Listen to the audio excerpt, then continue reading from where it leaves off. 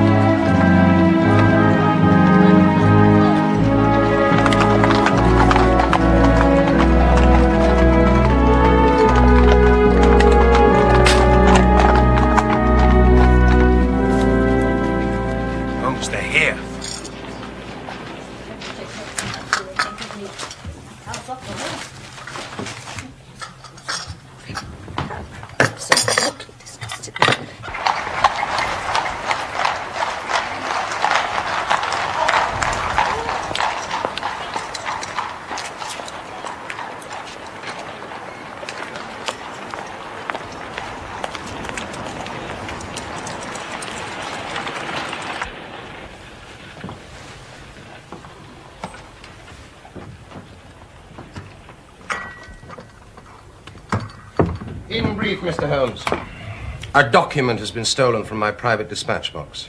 And when I discovered my loss, which was at 8 o'clock this morning, I at once informed the Prime Minister. It was at his suggestion that we both come to you. You have informed the police? No, sir, we have not done so. Nor is it possible that we should do so. To inform the police must, in the long run, mean to inform the public. And that is what we particularly desire to avoid. And why, sir?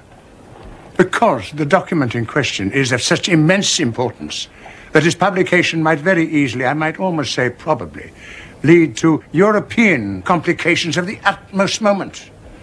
Unless its recovery is attended by the utmost secrecy, then it may as well not be recovered at all.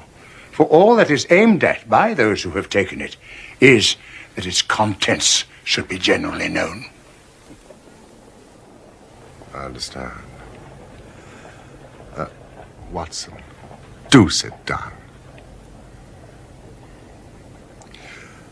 Now, Mr. Trelawney Hope, I would be much obliged if you would tell me the exact circumstances under which this document disappeared. As Secretary of State for European Affairs, I received the letter 6 days ago. It was a letter from a foreign potentate, you understand. It was of such importance that I never left it in my safe, but I have taken it each evening from my office back to my house in Whitehall Terrace and kept it in my bedroom, locked in my dispatch box. And you are sure that it was there last night? Yes, I'm quite certain of that fact. I actually opened the dispatch box whilst I was dressing for dinner, and I saw the letter inside. It then remained upon my bedside table. Both my wife and I are light sleepers and are prepared to swear that no one could have entered the room during the night, and yet this morning the paper is gone. What time did you die? At 7:30. How long was it before you went to bed? My wife had gone to the theatre. I had waited up for her. It was 11:30 before we went to our room. So, for 4 hours, the dispatch box had lain unguarded. Mr. Holmes, no one is ever permitted to enter that room, save the housemaid in the morning and my valet during the rest of the day. They are both trusty servants who have been with us for many years. Besides, neither of them could have possibly known that there was anything more valuable than the ordinary departmental papers in my box. Surely your wife knew? Mr. Holmes, I've long known how high is Mr. Hope's sense of public duty. I'm convinced that in a case of this importance, it would rise superior to the most intimate domestic ties. You do me no more than justice, Prime Minister. Until this morning, I have never breathed one word to my wife upon this matter. Well, who is that in England who did know of the existence of this letter? Each member of the cabinet was informed of it yesterday, but the pledge of secrecy which attends every cabinet meeting was increased by the solemn warning given by the Prime Minister. God! To think that within a few hours I myself should have lost it.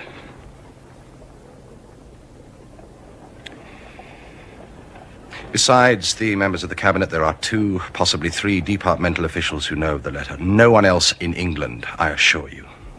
But abroad?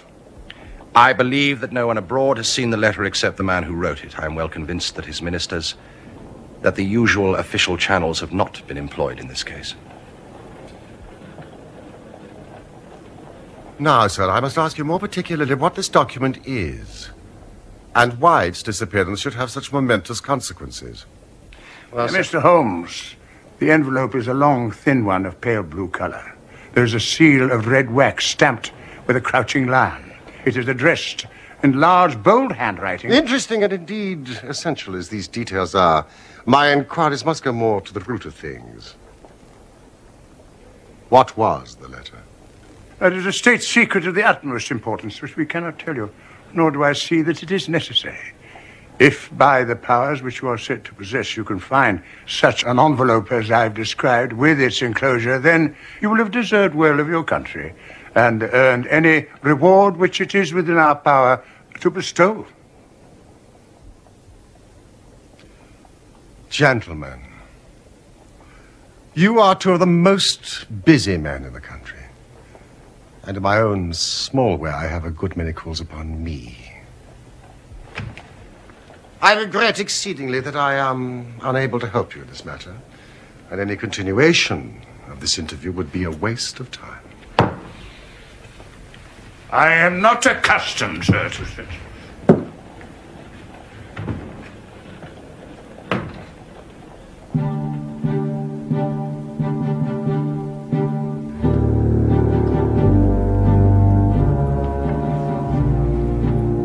Mr. Holmes, we must accept your terms. No doubt you are right, and it is unreasonable for us to expect you to act unless you have our full confidence. I agree with you, Prime Minister. Then I will tell you, relying entirely upon your honor and that of your colleague, Dr. Watson, I must appeal to your patriotism also, for I cannot imagine a greater misfortune for this country than that this affair should come out. You may safely trust us.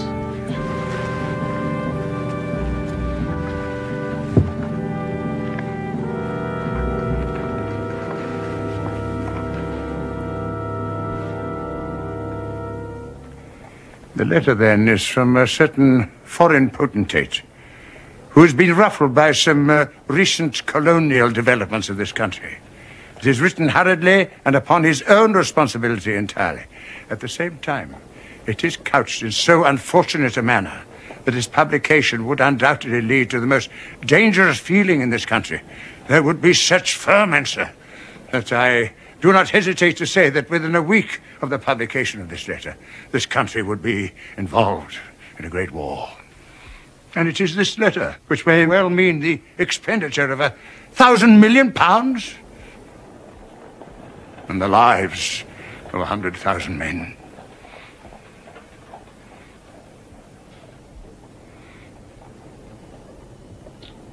Have you informed the sender?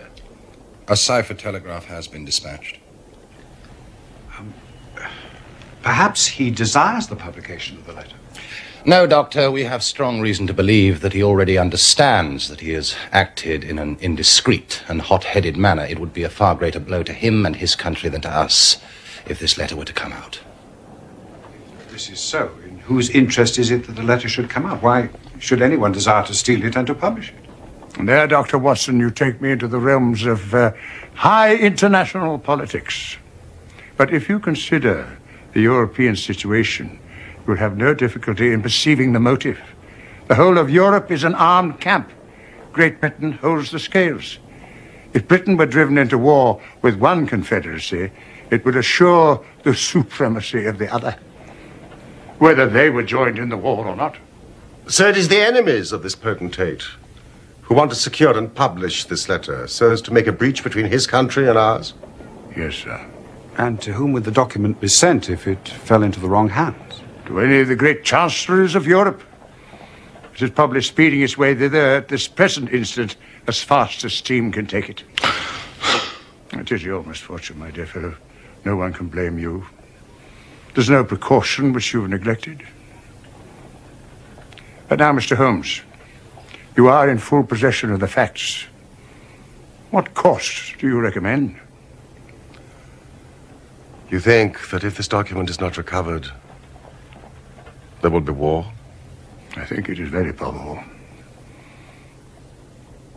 Then, sir, prepare for war. That is a hard saying, Mr. Holmes. Consider the facts. There seems no doubt this document was taken between 7:30 and 11:30 yesterday evening, so where can it be now? No one has any reason to retain it.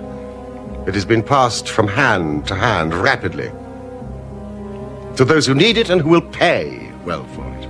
What chance do we have to overtake it or even trace it? It is beyond our reach.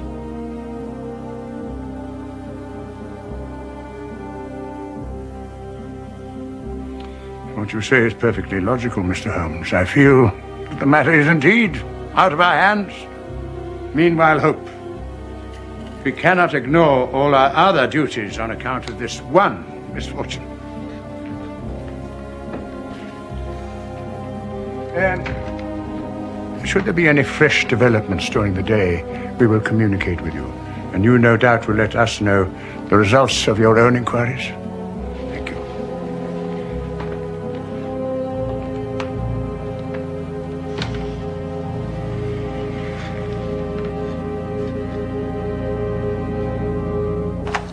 Telegram! Westminster murder!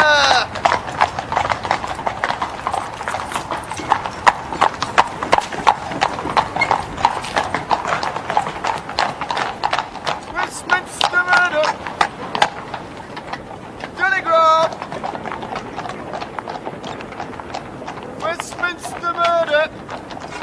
Telegram!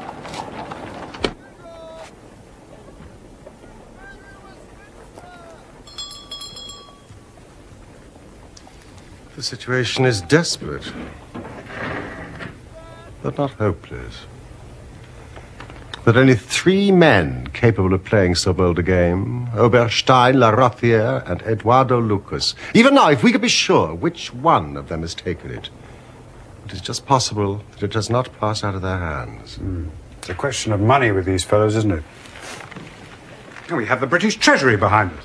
Oh, if it's on the market, I'll buy it. If it means another penny on the income tax. Come in. Excuse me, Mr. Holmes. Mrs. Hudson, what is it? Lady Hilda Trelawney Hope. Show her in.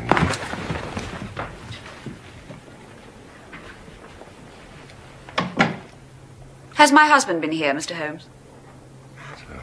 Yes, he has been here. Mr. Holmes, I implore you not to tell him I came here. Your ladyship puts me in a very delicate position. I beg of you to sit down and tell me what it is you desire. But I cannot make you any unconditional promise. Gentlemen, I will speak frankly to you in the hope that it will induce you to speak frankly in return.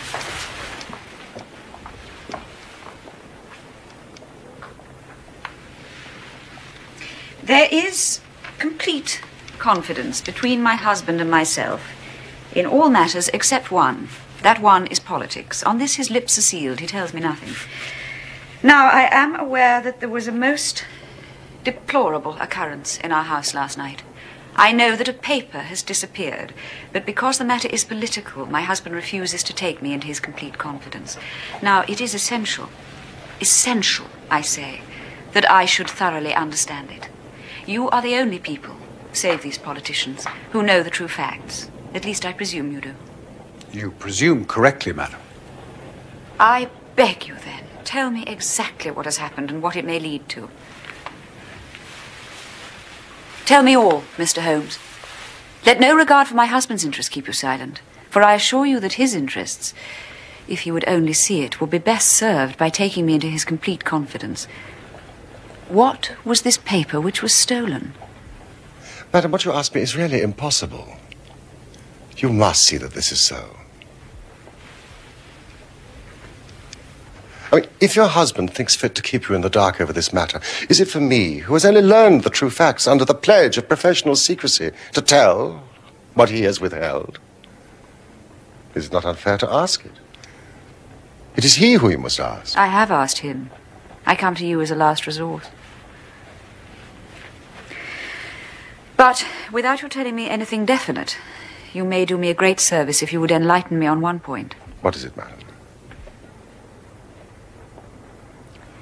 Is my husband's political career likely to suffer through this incident? Well, let me say that if it is not put right, it may have a very unfortunate effect. Oh.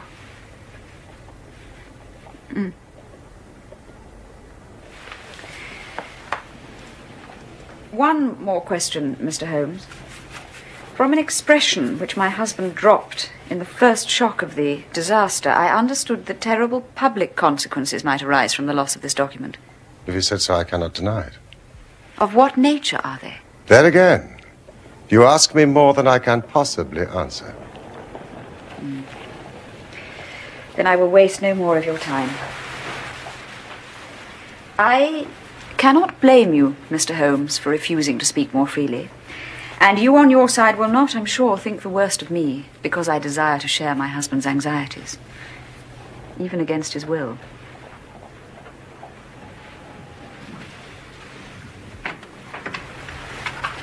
Once more, I beg you will say nothing of my visit. I say, what a really remarkable and beautiful woman. The fair sex is your department, Watson. What did you really want? Surely her own statement was clear and her anxiety very natural. Think of her appearance, Watson. Her manner, her suppressed excitement, her restlessness, her tenacity in asking questions. Remember, she is the youngest daughter of the Duke of Belminster and comes of a caste that does not lightly show emotion. She was certainly much moved. And you observed, of course, how she maneuvered to have her back to the light.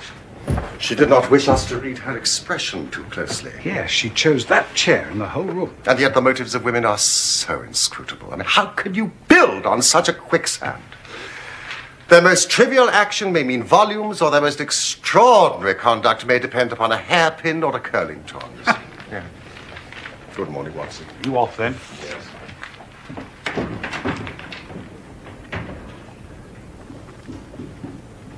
Holmes! Was one of the agents you spoke of called Eduardo Lucas Yes. of Godolphin Street? Yes. You'll not see him. Why not? He was murdered in his house last night.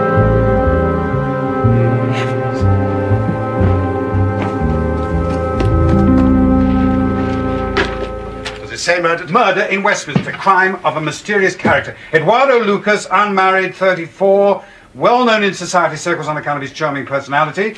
Valet out for the evening. They always are. Elderly housekeeper sleeps atop of the house, heard nothing. They never do. Just before midnight, Police Constable Barrett saw door ajar, found Lucas's room in disorder. Lucas stabbed to the heart. Let me see. Prussian military dagger. Robbery does not appear to be the motive. Valuable collection untouched. What do you make of this, Watson? Well, it's an amazing coincidence. Coincidence? Here is one of the three men we have named as possible actors in this drama. And it means a violent end during the very hours we know that drama is enacted. The odds are enormously against it being a coincidence. The two events are connected. Must be connected. It is for us to find the connection. By now, the police must know all. No, not at all. They know all they see at Godolphin Street. They know and shall know nothing of Whitehall Terrace. Only we know of both events and can trace the relation between them. It is with the late Eduardo Lucas that the solution to our problem lies. But it is a capital mistake to theorize in advance of the facts. Do you stay here, my good Watson? I will join you when I'm able.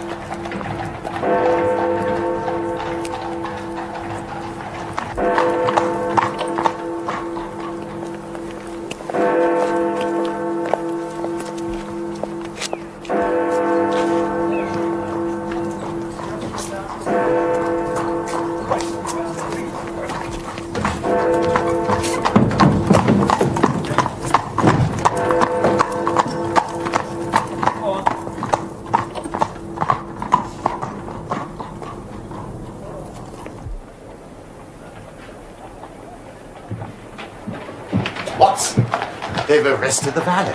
Lestrade has been put in charge of the case. He's buzzing around like a bluebottle. I've got to know him rather well. Would it help if I spoke to him? No, it would not. This is a case where the law is as dangerous to us as the criminals are. We must be patient and wait.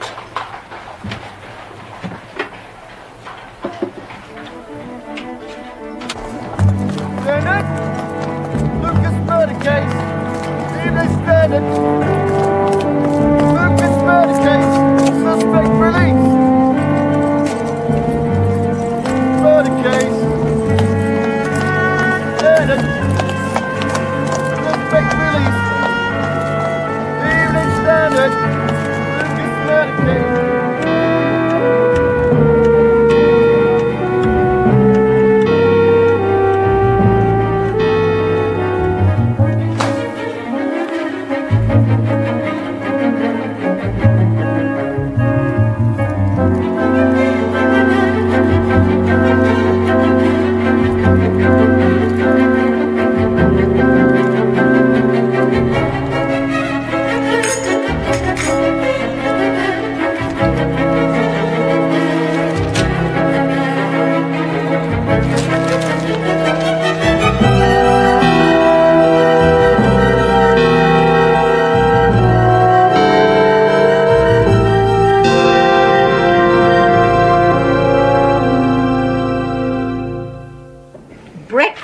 Mr. Holmes. No, thank you, Mrs. Hudson. I don't want any. I don't know. You'll fade away at this rate. I say, Holmes!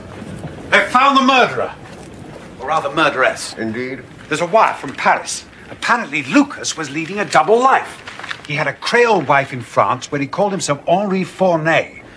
The woman was reported to the police yesterday by her servants. She is quite insane, a mania of a dangerous and permanent fall. Poor woman. But listen to this.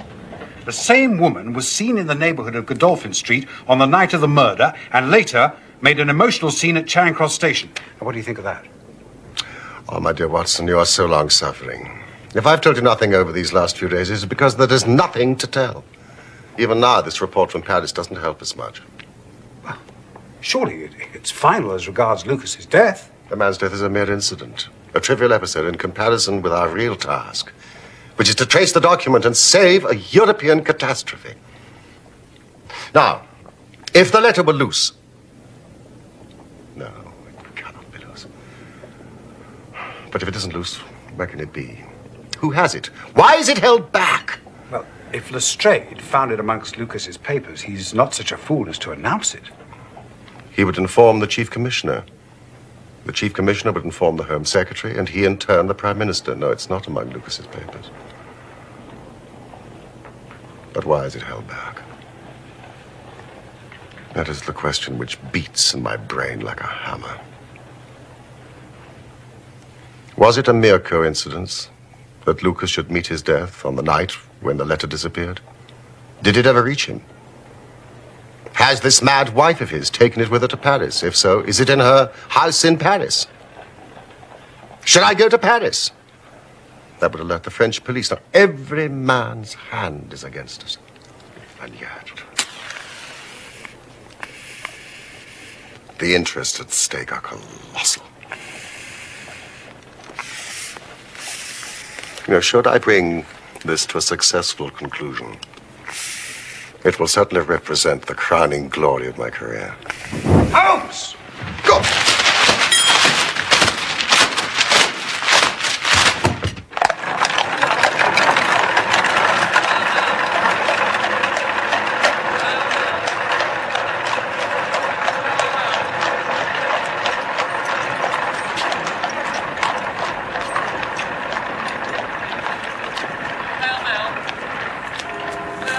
Thank you. There you go, Gov. Thank you. Hail, hail. Mr. Holmes! Dr. Watson! Hail, hail.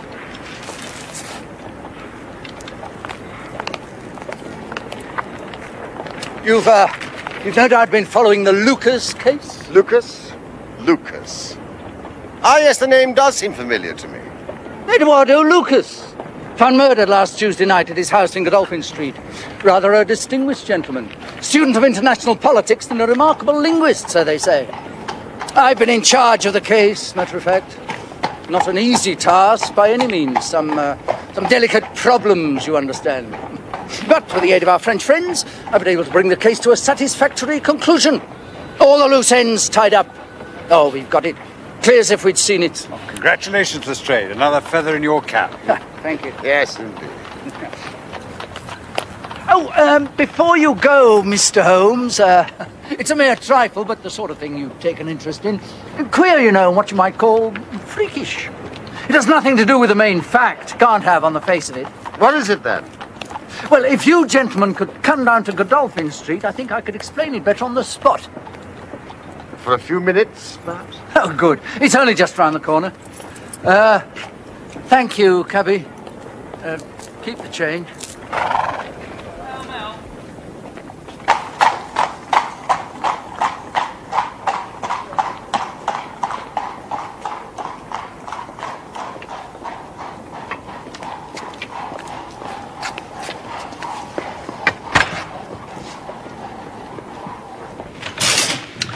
Here it all is. Now, the woman must have knocked on the door after she saw the valet had gone out. A surprise visit, no doubt. Lucas let her in. He couldn't keep her on the street, could he, his own wife? She was probably screaming at him being French. Excuse me. Saying how she'd traced him and reproaching him and so on. Anyway, they came in here and one thing led to another. And with the daggers being so handy, the end came soon. It didn't happen in an instant, though, for these chairs were swept over to the wall, and he had this one in his hand, as if he'd been trying to hold her off with it. Yes, Lestrade, thank you. Now tell me about this trifle. Well, you know, in crimes of this sort, we keep things in their position. Nothing is moved. Officers in charge day and night. I'm always very particular on that point. Oh, yes, you're meticulous in your investigations, Inspector. Well, this morning we thought we could tidy up a bit. Post-mortem over, all the evidence to hand, investigation complete. However, this carpet. As you can see, it's not been fastened down, it's just been laid there. Now, we had occasion to raise it. And we found... Yes? You'll never guess in 100 years what we did find, Mr. Holmes. Now, you see this stain? A good deal of blood must have soaked through, must it not? Oh, undoubtedly it must.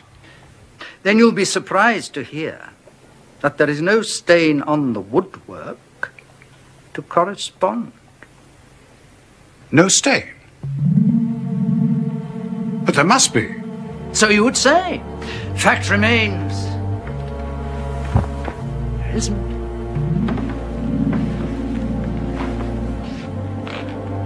But the underside is as stained as the upper. It must have left a mark.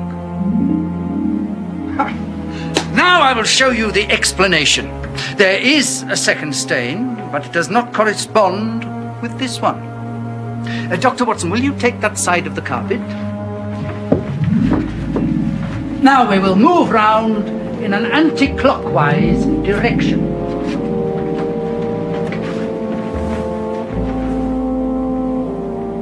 What I want to know is, Mr. Holmes, who shifted the carpet and why?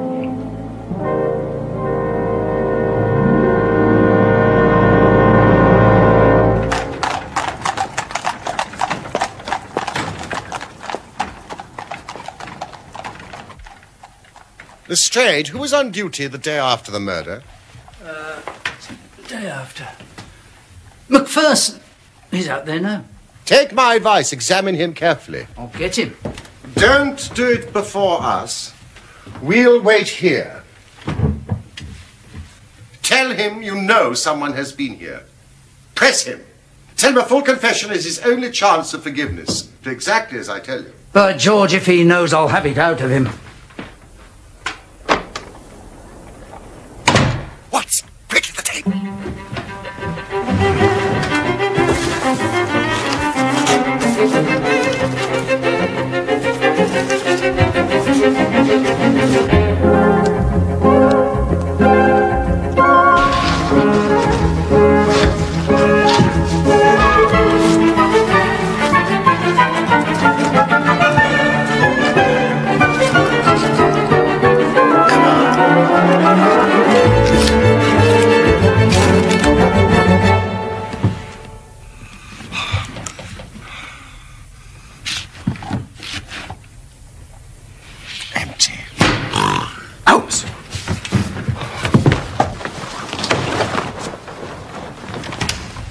In all my years in the force. And another thing.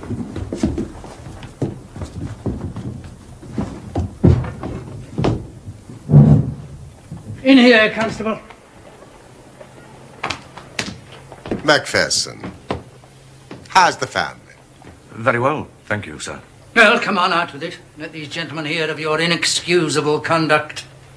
Well, I meant no harm, sir, I'm sure. This young woman came to the door answering an advertisement about typewriting. It was mistook the house, she said. Well, we got talking, sir. You know how it is. It's a bit lonely when you're out there on duty all day. What happened, Macpherson? Well, sir, we got talking about the crime. She had read about it in the paper, she said, and wanted to see what it was done. So I saw no harm in letting her have a wee keek. She got just about in the door there, spotted that mark on the carpet, and down she dropped on the floor and lay for dead. And no wonder. Go on, Macpherson. Well, sir, I was away around at the Ivy plant for some brandy, and by the time I had brought it back, the young woman had... Well, she wasn't here anymore. She had recovered and was off. Ashamed of herself as like as not, and dared to not face me.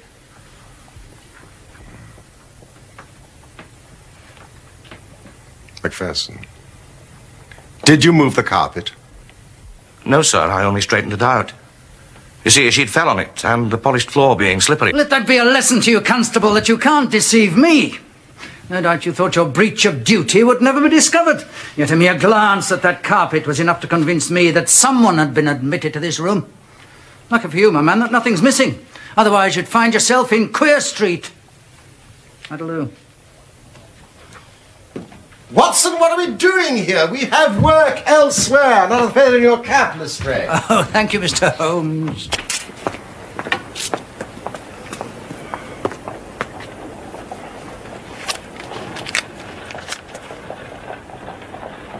Good Lord, Mr. Holmes. Hey!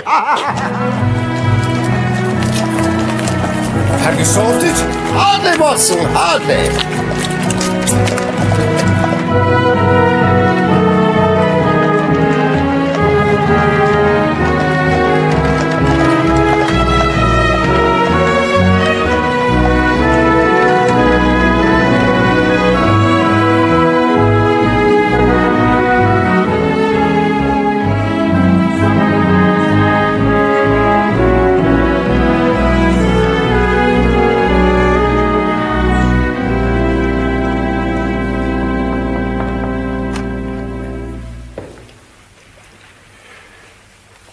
Two gentlemen wish to speak to you, milady.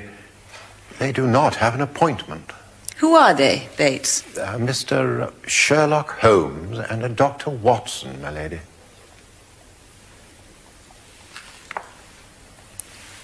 Very well. You may show them in. Very well, my lady. Excuse me.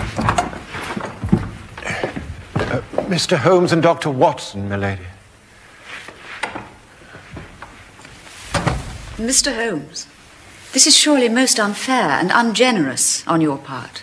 I have desired, as I have explained, to keep my visit to you a secret, and yet you compromise me by coming here and so showing there are business relations between us. Unfortunately, madam, I have no possible alternative.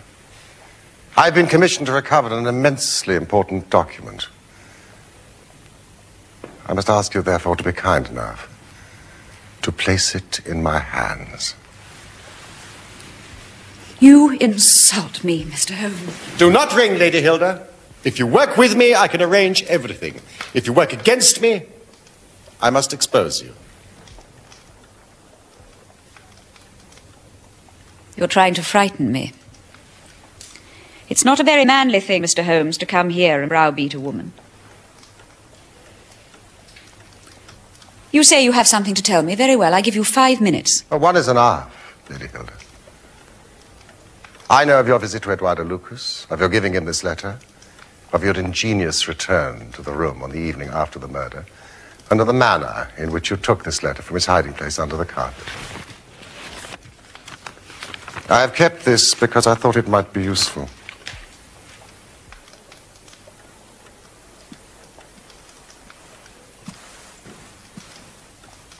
The policeman recognized you. Once again, Mr. Holmes, I tell you, you're under some absurd illusion. Oh, I am so sorry, Lady Hilda. I have done my best. But I see that I'm in vain. Is Mr. Trelawney Hope at home? He'll be back at 12:30, sir. Then we have a quarter of an hour. We will wait here.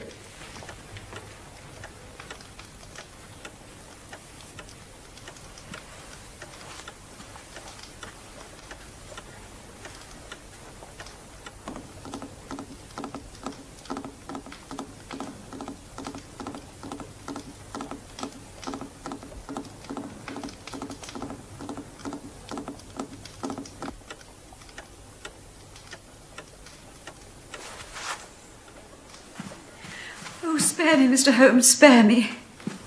For heaven's sake, don't tell him.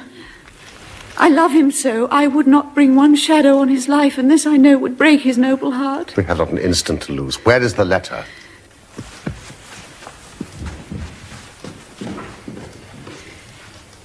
Here it is. Wish to heaven I'd never seen it. And the dispatch box? With my husband. Wherever he goes, he takes it with him. We have only a few minutes left. Now, Lady Hilda, I'm going far to screen you.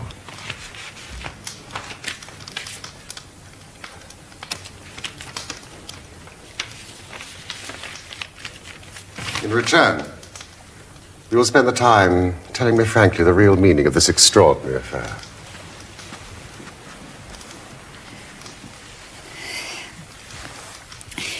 It was on the afternoon of that day, that terrible day. The day Eduardo Lucas was murdered? Yes. I was just going out to pay some calls when a confidential note arrived for me. It was from Lucas, asking me to visit him urgently, as he had important and private information for my ears alone.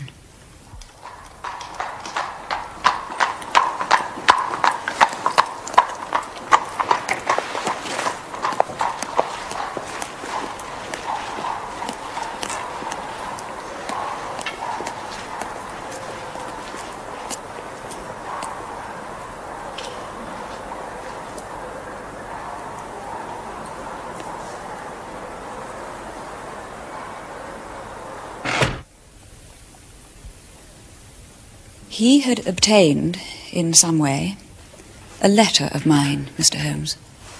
An indiscreet letter, written before my marriage. foolish letter, the letter of an impulsive, loving girl. I meant no harm, yet my husband would have thought it criminal. Had he read that letter, his confidence would have been forever destroyed. It's years since I wrote it. I thought the whole matter was forgotten.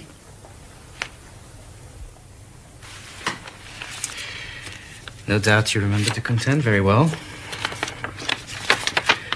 Very sprightly, I must say.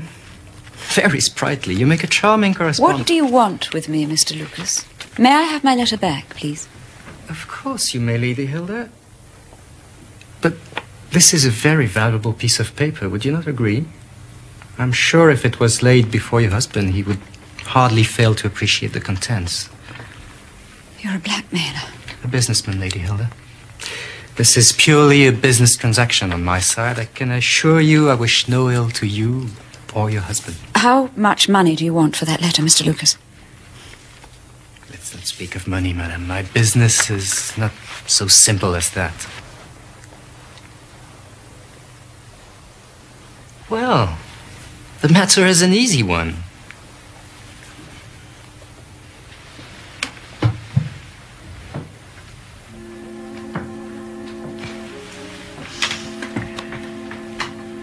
Every evening, when your husband returns from his ministry, he brings with him his private dispatch box. Is that not so? Yes. When he comes home tonight, this box will contain a long blue envelope sealed in red wax with a crouching lion stamped on it. Bring me that long blue envelope with its contents, and I will return you this. But my husband... No harm will come to him, I can assure you. Put yourselves in my position. What was I to do? Take your husband into your confidence. I could not, Dr. Watson, I could not. On the one side seemed certain ruin. On the other, terrible as it seemed to take my husband's paper, in a matter of politics I could not understand it, while in a matter of love and trust it was only too clear to me.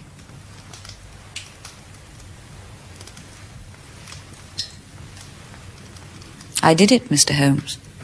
I did it. I invented a story about going to the theatre.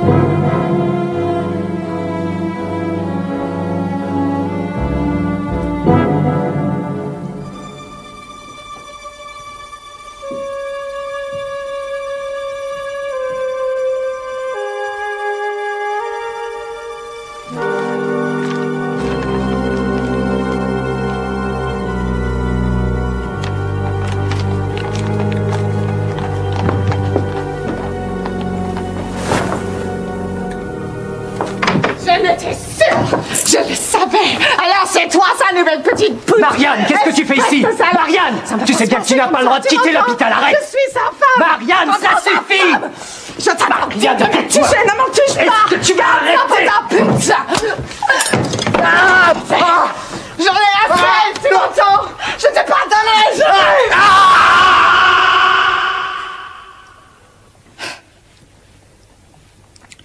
morning, I realized I'd only exchanged one trouble for another. I followed my husband to Baker Street and then came to you myself in order to understand the full enormity of the offence. I alone in the world knew where the paper was hidden. My whole mind was turned to the one thought of getting it back. What I did, and here he is now. Any news, Mr. Holmes? Any news? I have some hopes. This is a matter of politics, my dear. We shall not be long.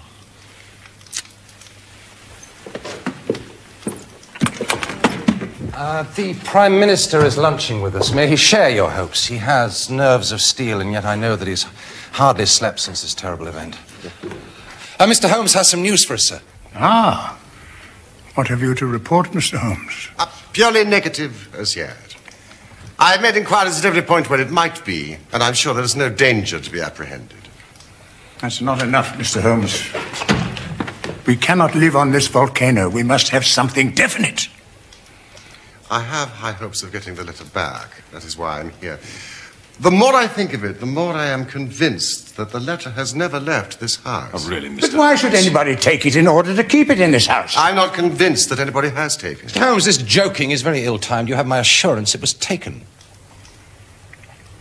Have you examined the box carefully since last Tuesday morning? No, not thoroughly. I did not consider it necessary. You could conceivably have overlooked the letter. That is impossible, sir. I have heard of such things happening. You have other papers in the... Yes, all my confidential papers. It could have got mixed with that. It was on the top. The box could have been shaken. I had everything out. It's easily settled.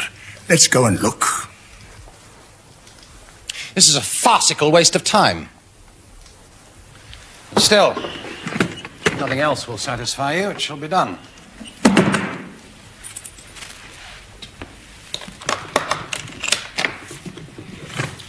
Here you are, all my confidential papers, as you can see. It's a letter from Lord Merrow, report from Sir Charles Hardy, memorandum from Belgrade, that's the one we were discussing this morning, Prime Minister. Note on the Russo-German grain taxes, letter from Madrid, note from Lord Flowers on...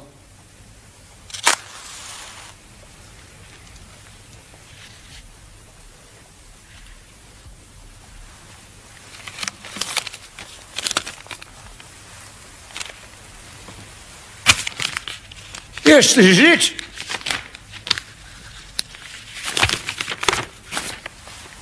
And the letter is intact. Remarkable.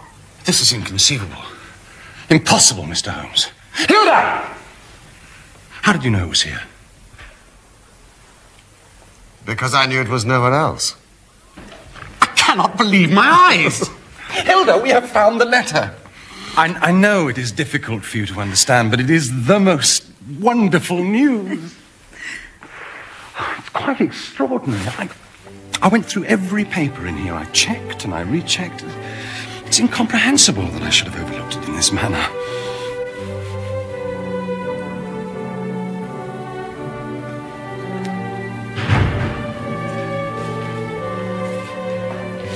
Oh, gentlemen.